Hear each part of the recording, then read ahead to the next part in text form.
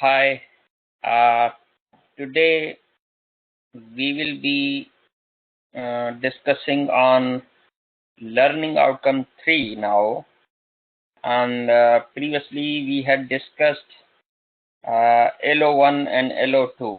So basically the LO1 was uh, about understand the impact of cybersecurity threats to organizations, and LO2 was understand industry standards for cybersecurity.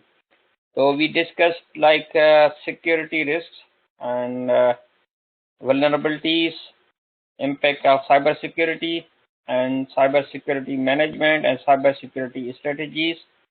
And today we'll discuss about security, network security improvements, which includes the network monitoring, security controls, network boundaries, security configuration, user privileges, incident handling, and then training in network security, user awareness, network security training, prevention mechanisms.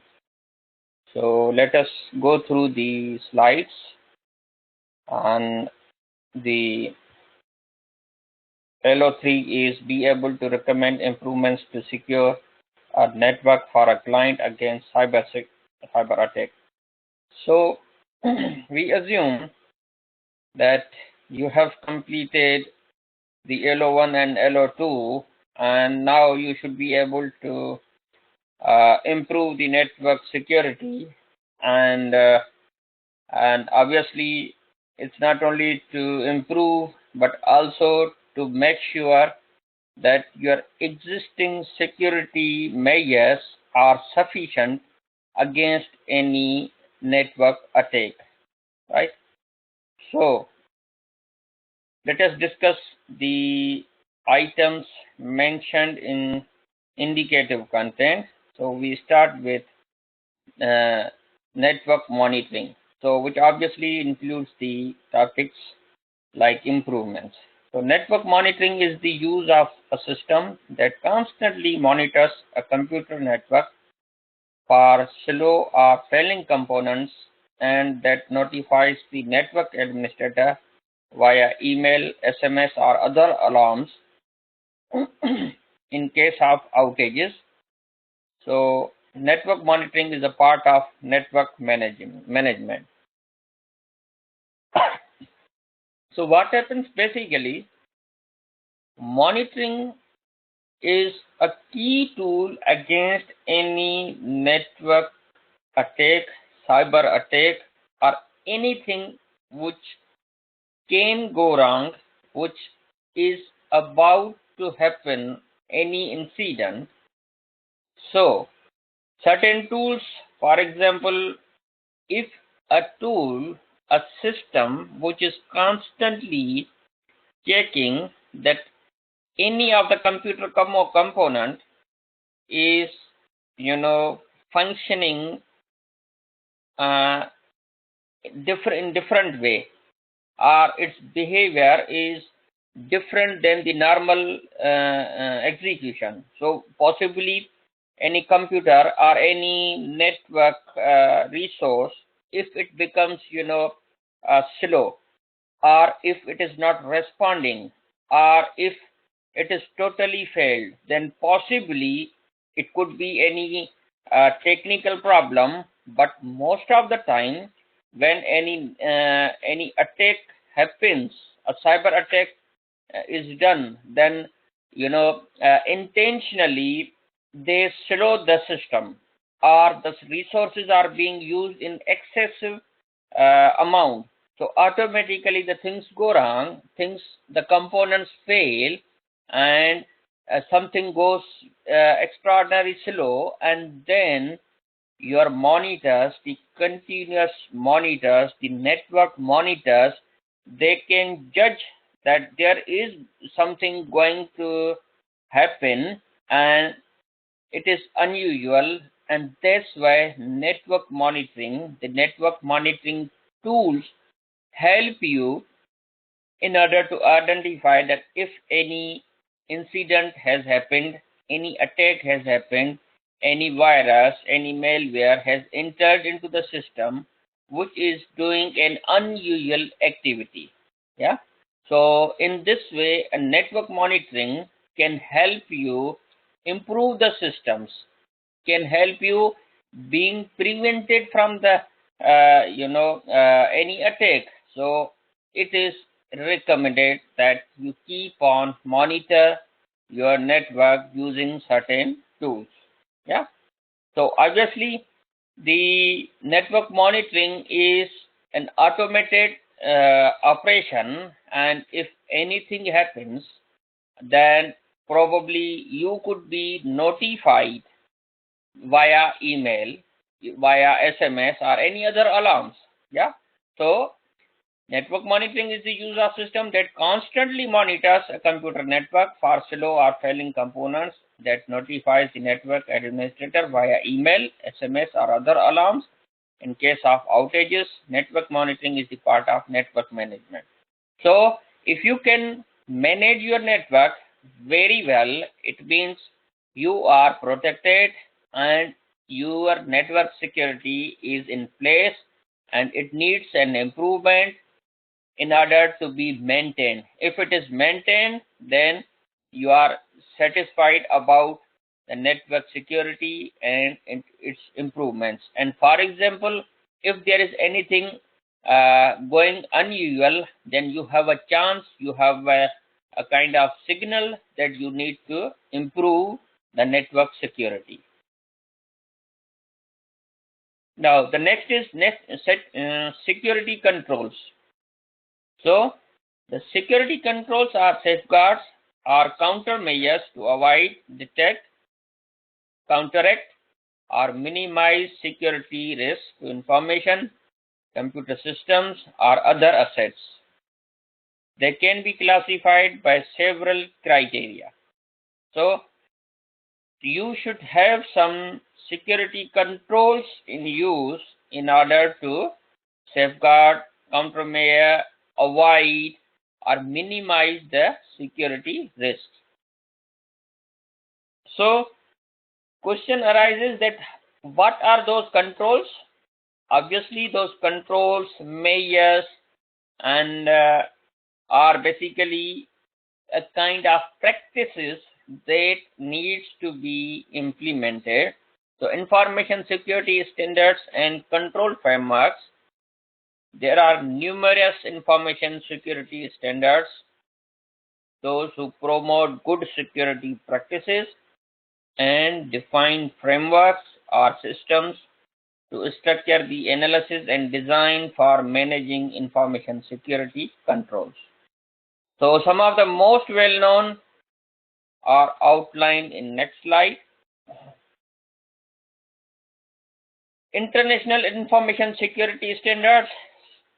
So ISO IEC 27001 colon excuse me 2013 specifies 114 controls in 14 groups.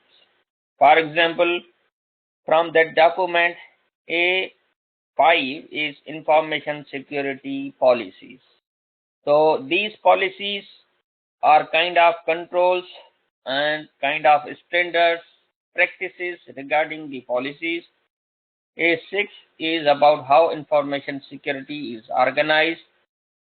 A7 is human resources security, controls that are applied before, during, or after employment. So, like these information security standards have been covered for various aspects of information systems and organizations.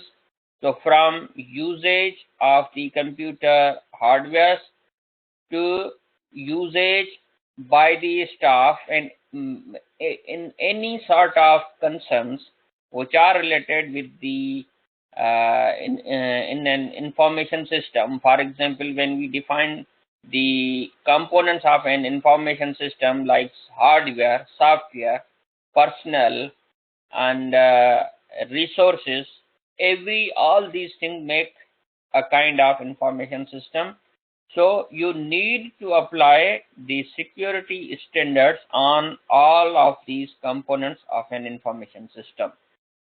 Then asset management. So obviously management of the assets is a kind of indirect security measurement.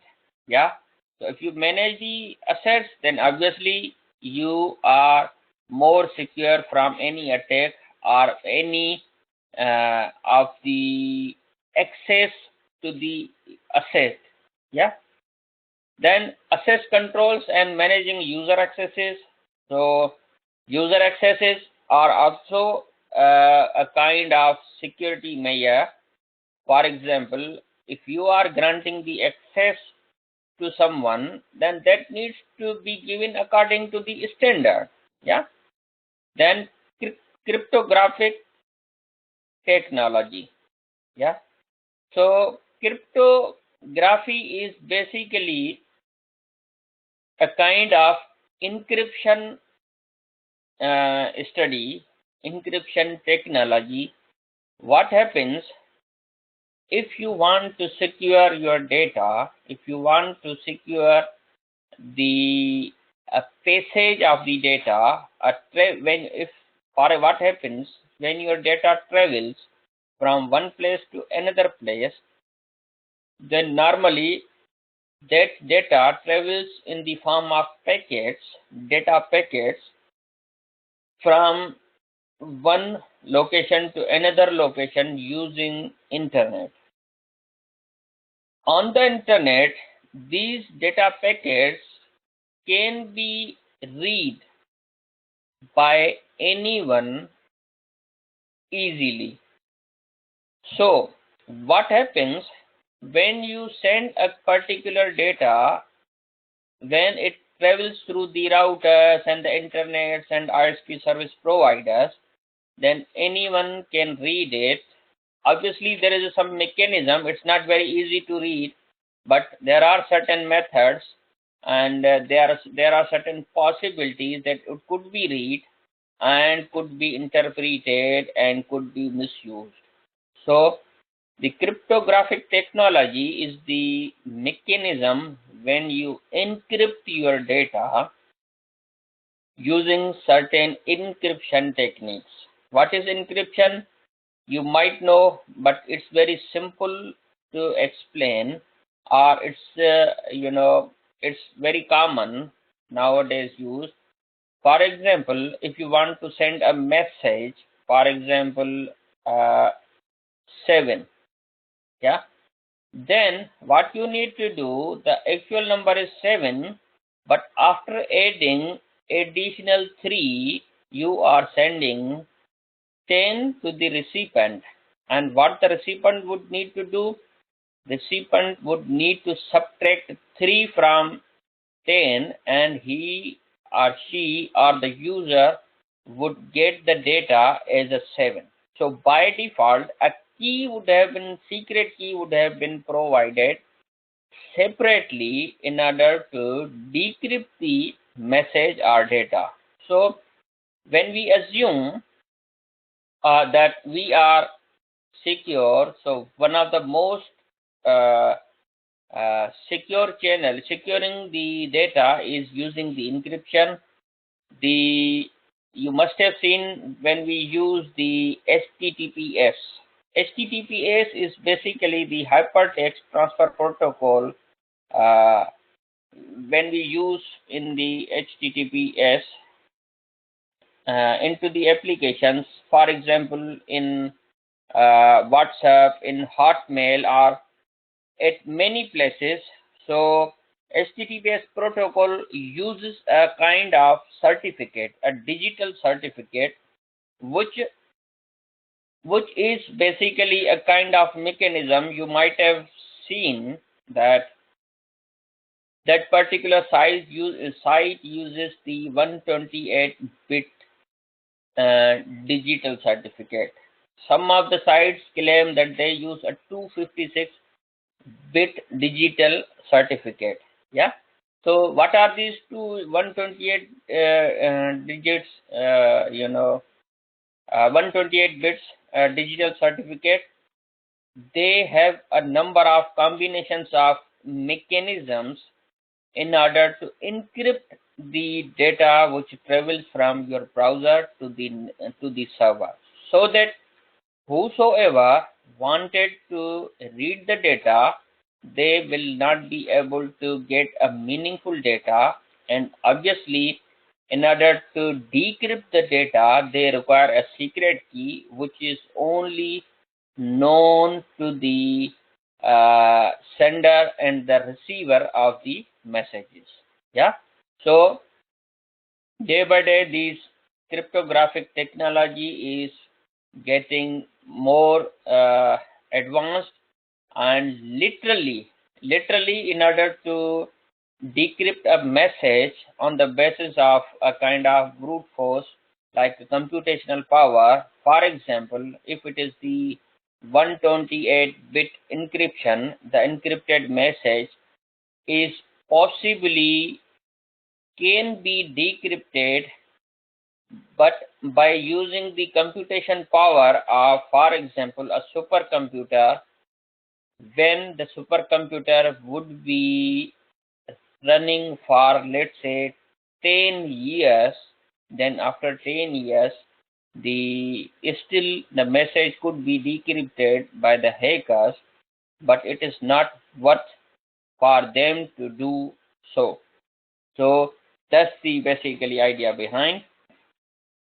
And then certain more standards like A11, physical security of the organization site and equipment. So it's not only the case that you are trying to protect your network from network monitoring softwares, or maybe network security measures, but it is also important that your organization site and equipment should also be secure. It shouldn't be the case that when you, for example, uh, uh, go to home after the office hours, any security guard or any night shift, then probably they can, have an access to the hardware of the computer, maybe an access to the hard drives of the computer, and no matter if you could know whether they access the data or not, even if your data is encrypted into your hard drive, but if somebody copied and they try to break the passwords and other measures, then still, you know you are at risk.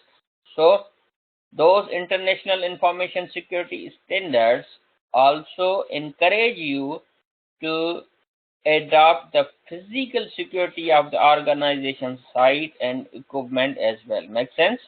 Yeah. Operational security. So whatsoever the operations involved within the organization, those needs to be secure as well. Secure communications and data transfer.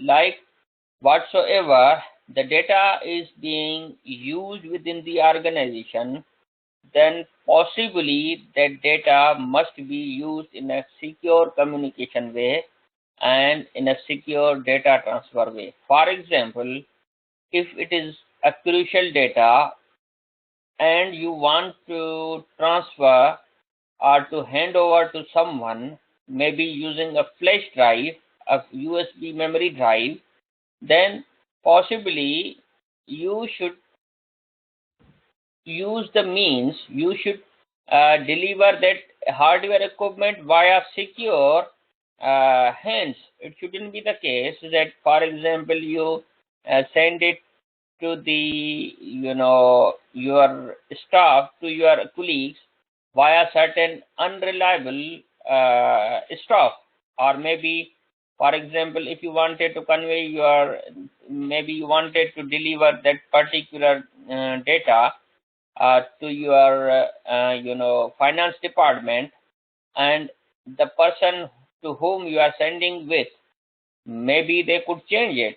Yeah. So every communication should be secure, the data transfer should be considered as a secure, and you should not take care the any chance. Secure acquisition, development and support of information system. Yeah, acquisition is acquiring, gaining, developing, supporting whatsoever the information systems you have, its support, its development, and wherever you have acquired them. Yeah, you have got those information systems being developed from somewhere else. They need to be make sure that they are secure. Then security for suppliers and third parties. Yeah, so you should also make sure that third party equipments, third party services, third party suppliers, the suppliers for the IT equipment, suppliers for any daily usage, accessories, for example, printers, toners, and any other service which is given to you on the daily basis from the third parties. So you must make sure that those third parties are reliable. Otherwise, you will be at security risk. Yeah. Incident management.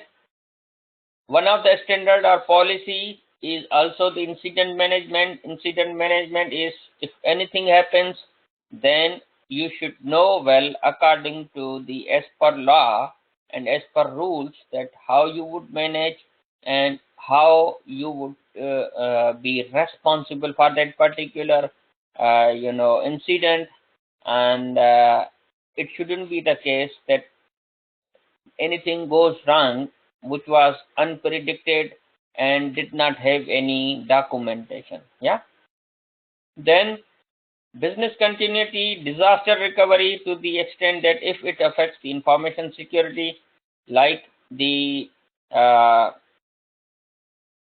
disaster, if any disaster happens, for example, the whole continent, or for example, the country wise, anything goes wrong, if anything happens to the servers, for example, if there happens any war in within the country, then there is a loss of chances that any disaster can happen. Then how the business continuity would be carried out? So possibly you should have a backup servers located not only in one continent but maybe 3-4 continents all over the world, so that the continuity of the business should be carried out.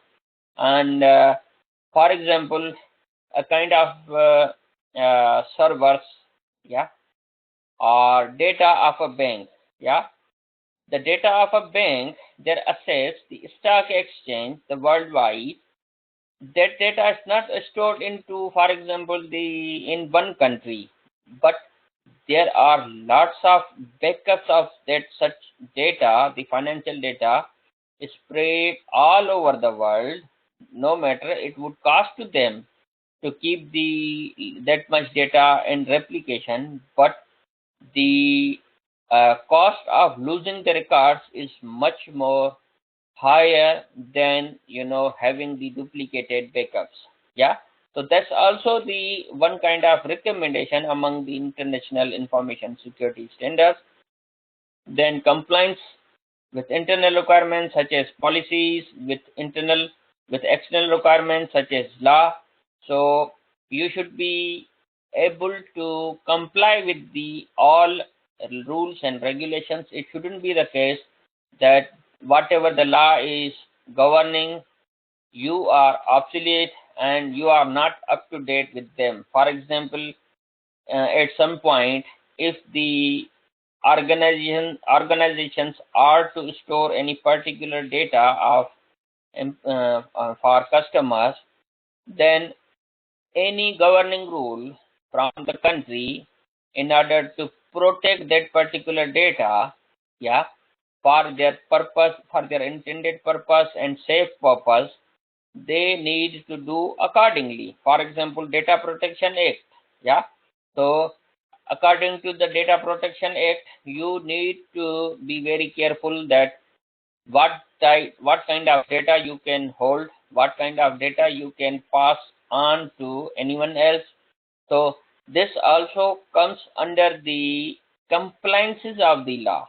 Yeah, it's not only the case that if you are secure and you haven't given this data, or nobody can access your data, let's say from a security threat. Yeah, but if you exposed the data, yeah, and you violated the data, again it's a kind of security breach. Yeah, so these standards, the security controls, are being recommended from these kind of international organizations, ISO, IEC 27001.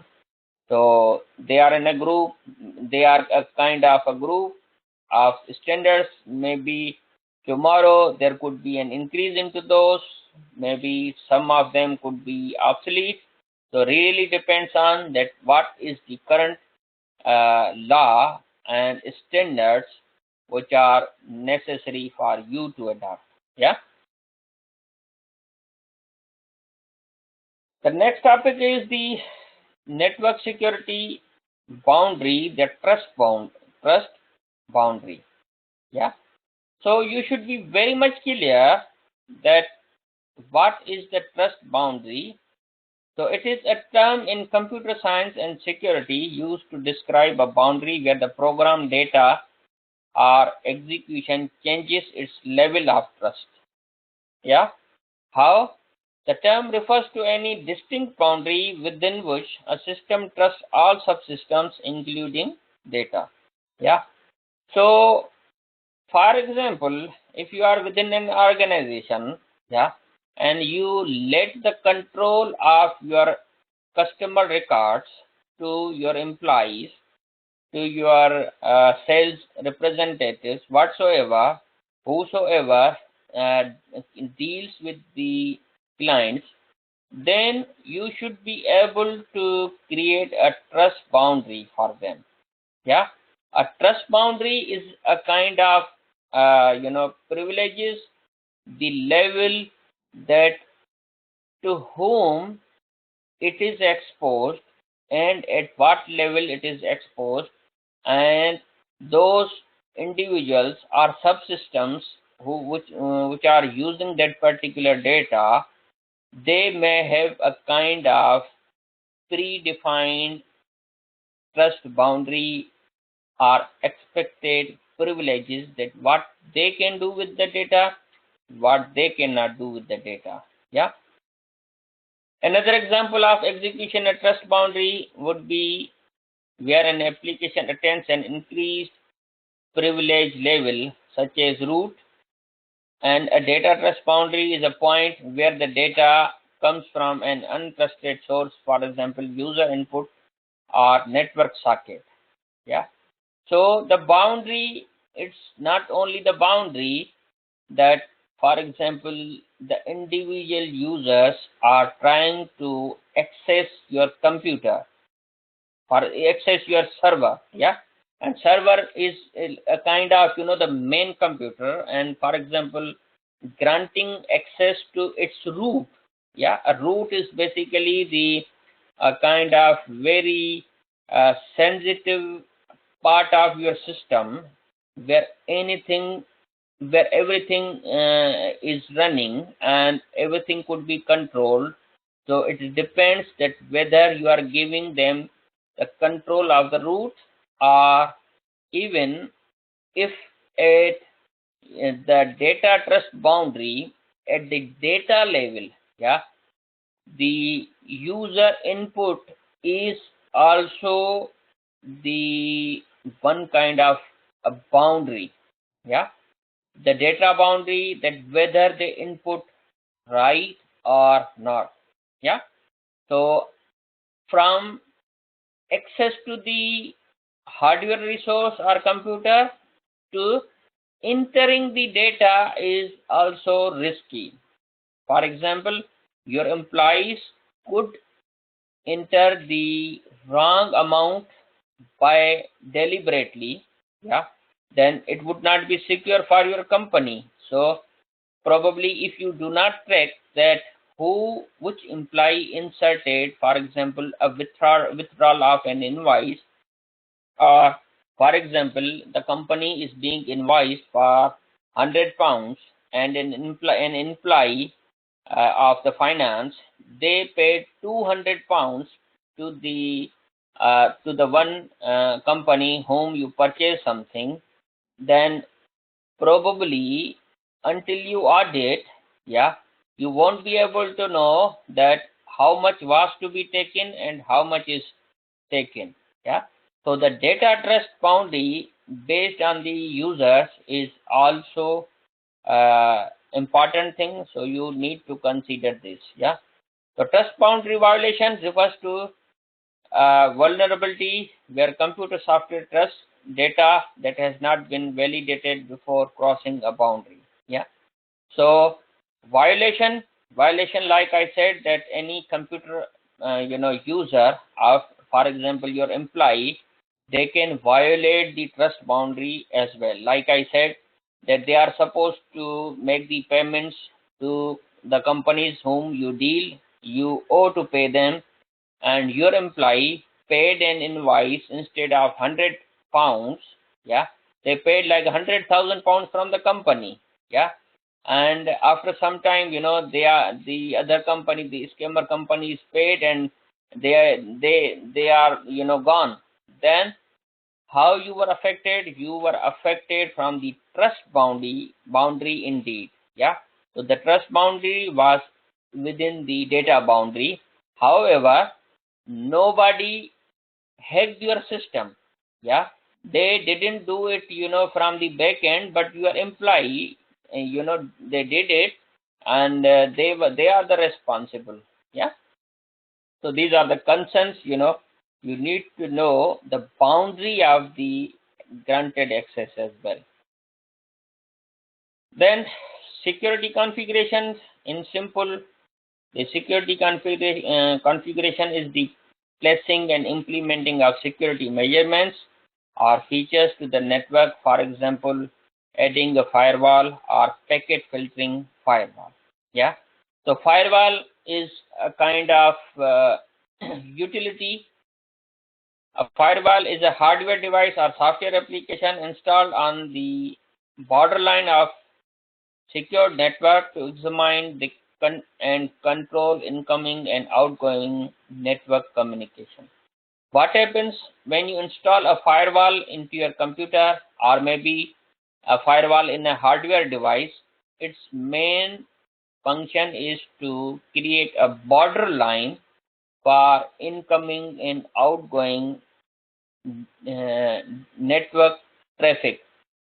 What they will be able to see that what data is coming into the system, who is sending, and if any data is outgoing from the system, from the network, then the firewall should be able to know that where is the data going. For example, if you suppose, if you intend to send your data to, let's say, to 10 destinations which are your clients, yeah, and when your firewall notices, it detects that instead of 10 your data is being sent to 15 locations.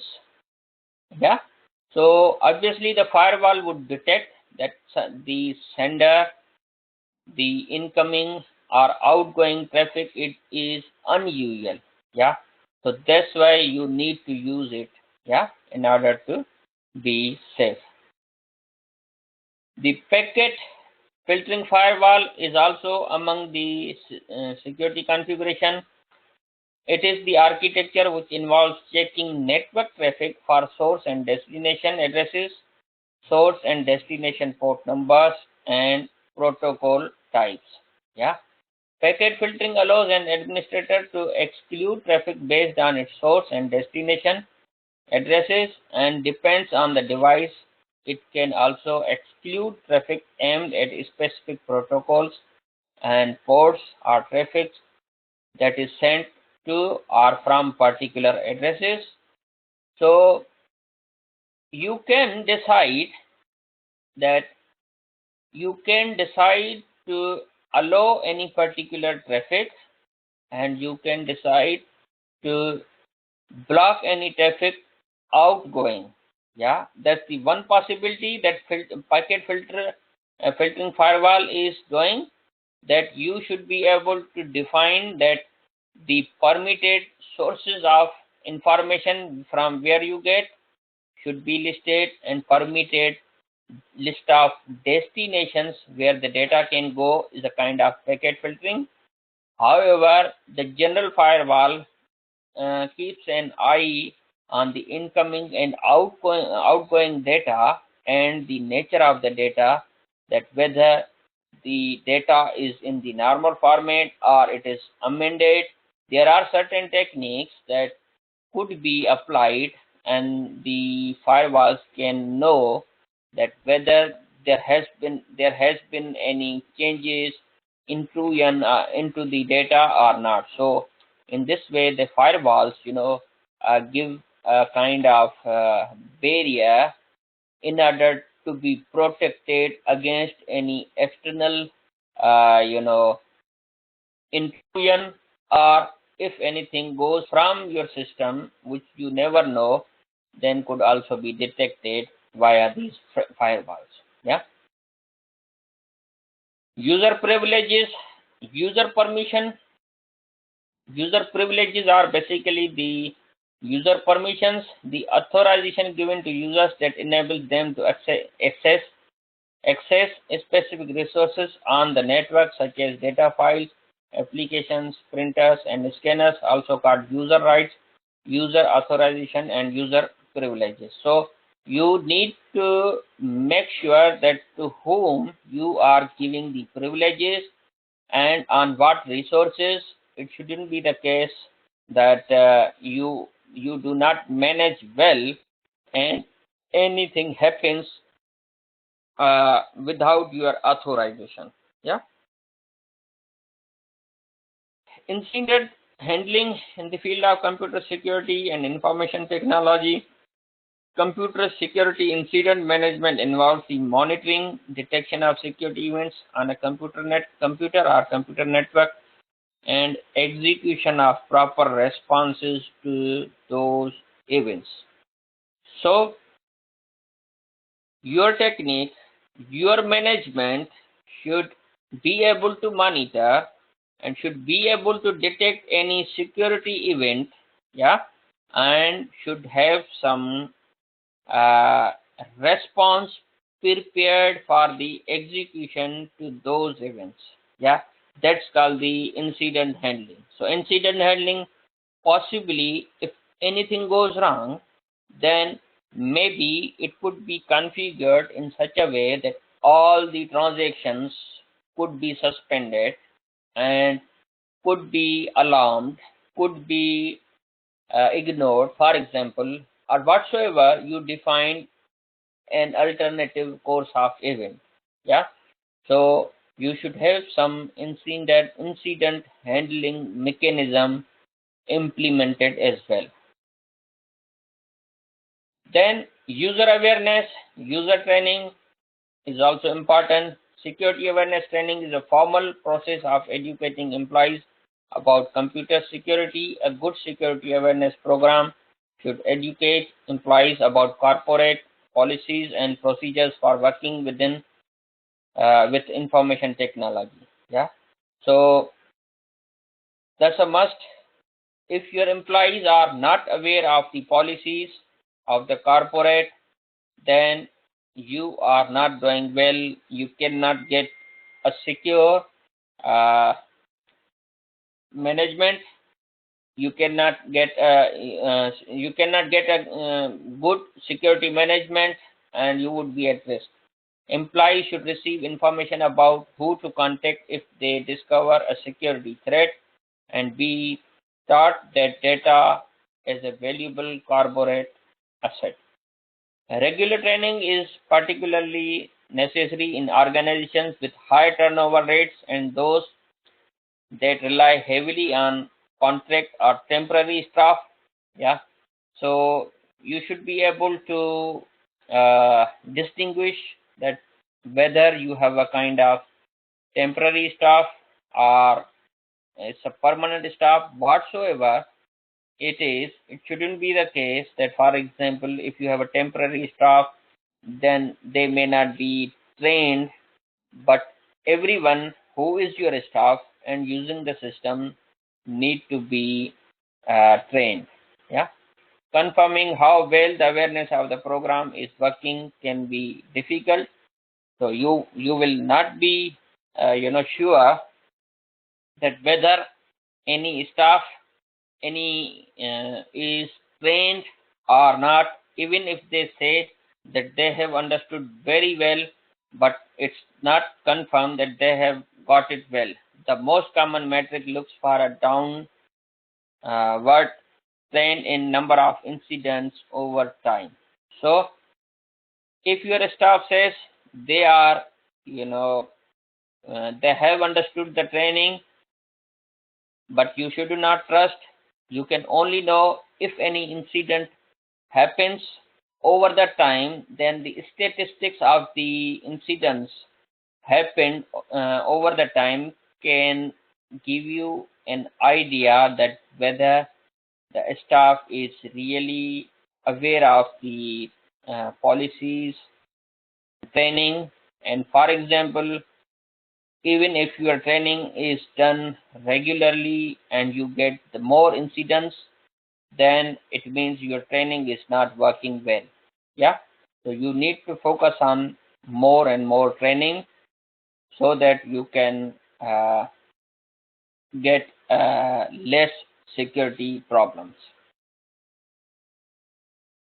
The next topic is the security management. So overall performance of the network. Yeah, in order to manage your network, manage the security for good performance, you should have a physical security. Like physical security is that your computers, your hardware equipment, everything should be secure physically under locks, nobody access, no chance of theft or any of the risk involved which anybody can access the those hardware things without permission.